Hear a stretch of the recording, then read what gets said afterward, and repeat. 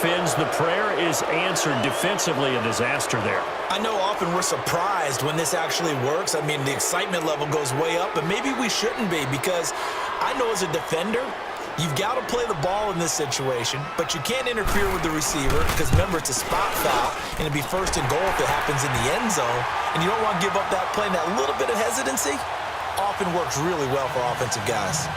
Extra point safely through, and it's now 21-0.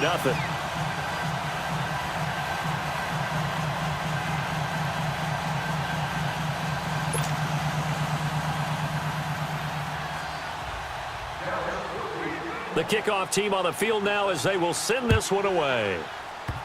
Short kick. One of the up middle take it. Now a hit and a loose football.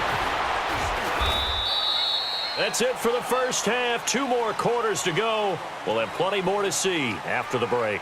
And we welcome you back live now inside the booth alongside Charles Davis. I'm Brandon Gaudin, set and ready to rock for the third quarter.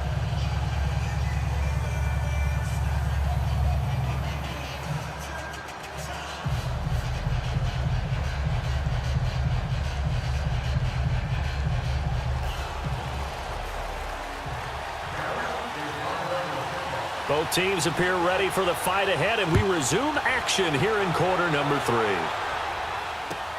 This is fielded a couple yards deep. And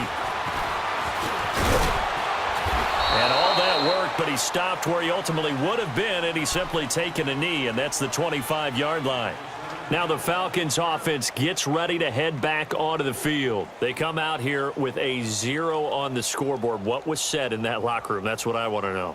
I would love to have been in there, because we often have the feeling that there's a lot of shouting, screaming, people upset.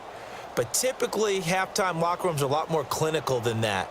And in this case, are they upset that the plays weren't working because of execution, or did they think they were just bad plays to call? Yeah. We'll find out pretty quickly here if they feel like they had something going, but they just need to do it a little bit better or not. We'll find out. Play clock down to 0, and this is not the way to start a drive. They were trying to create some space to run. They created the penalty. And you work on it so much. You work on it so hard. But it's tough to simulate game speed in practice. That often runs you into a penalty. So a little bit of a stiffer challenge now. 1st and 15 following the delay of game.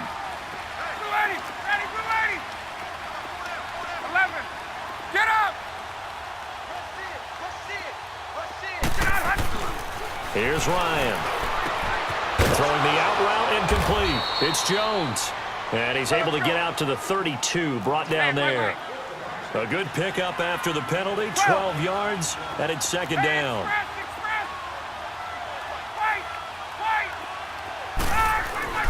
Now Ryan on second down. Sanu with a grab over the middle. And they're going to have this across midfield and inside the 45. That one goes for 24 yards. I think it all came together there. In-breaking route, drove it with excellent pace. Money throw right there to move the sticks. They run. Devontae Freeman.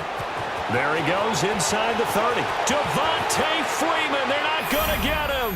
Touchdown, Falcons. Devontae Freeman, 43 yards. And the Falcons get a bit closer. That's the score you felt they had to have here in the third quarter to get back in this game. And you know that there was an emphasis on their side. Hey, we know this. We know where we are. But sometimes that binds you up so much that you try too hard, you don't get the score. A perfect combination of urgency, yet relaxed enough to get it done. Bryant's extra point up and good. And they'll cut the lead to 21-7.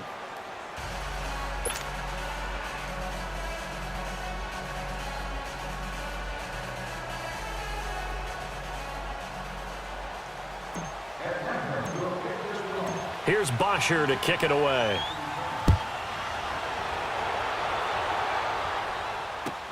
That'll be taken in the end zone.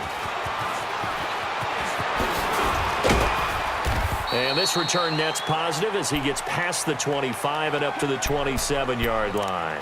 The Cowboys offense now, they head out for their first possession of the second half. This is sort of what you would call a put-away drive, isn't it? They score here, especially a touchdown. It's almost out of reach. It certainly feels that way, and I think that they're going to call their plays accordingly because what you really want to do, even though you know the scoreboard is still up there and the game's going to go on, I feel like you can take the spirit away from another team, that their drive and will to come back and win can be taken with another score right here. Still third quarter, but you just get that feel. Yeah, they're teetering right there on the brink, aren't they? And he'll lose yardage here, back at the 41. It's a loss of a yard there, and now second down. I know when I was a kid, I always got real excited when I saw those lateral-type runs. But the best backs that made it happen, they put a foot in the ground and just go. That didn't happen. And he will go down outside of the pocket for a sack. Tried to get away, but could not. Vic Beasley able to drop him for a loss of 4. They'll need a big play here, will Dak and the Cowboys. After the sack, it's 3rd and long.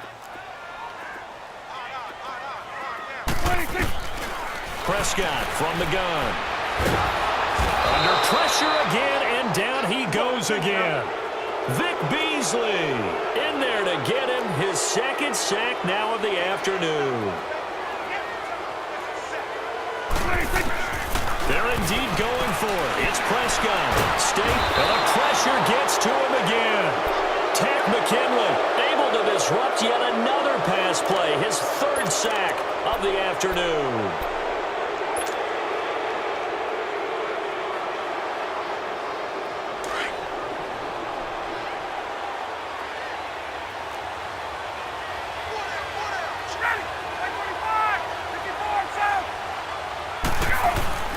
A handoff, Devontae Freeman, and he stopped immediately there.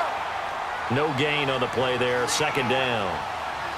He has elite instincts from his linebacker spot. He's able to diagnose the run and flies in like a missile to stop that one behind the line of scrimmage. 21.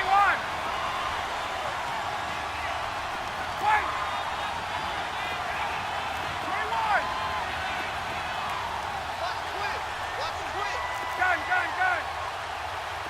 Hey, gun. Hey, South. Hey, let's go.